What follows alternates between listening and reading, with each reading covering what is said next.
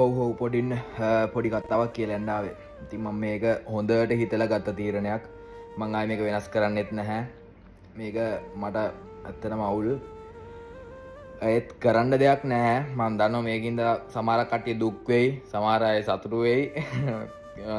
කොහොම හරි ආයේ මිස්ටර් විදු කියලා කෙනෙක් කවදාවත් රෝස්ටිං වීඩියෝ, රියැක්ෂන් වීඩියෝ, ඒ කියන්නේ ආතල් වීඩියෝස් කරන්නේ නැහැ. ආයි කවදාවත් ඒක කරන්නේ නැහැ. ඒ කියන්නේ මිස්ටර් විදු කියන කෙනා ආයි කවදාවත් රෝස්ටිං වීඩියෝස්, රියැක්ෂන් වීඩියෝස් කවදාවත්ම කරන්නේ නැති වෙයි. මොකද හේතුව මිස්ටර් විදු කියන්නේ මගේ මියුසික් channel එකේ හින්දා. හරිද? බලන් හිටියනේ අනේ ඵලයන් බයන්න තුඹ හිතුව මම දුක් වෙයි කියලා පිස්සු දෙයක්. පිස්සු තුඹට. මම මිස්ටර් විදු කියන්නේ මියුසික් channel එක තේරුණාද? හරි ඒකින්ද සුර්ලෝක රැප් එක දාලා තියෙනවා. දැම්ම කියලා බලන්න මිස්ටර් විදු කියලා සර්ච් කරලා සුර්ලෝක කියලා සර්ච් කරලා කියලා බලන්න.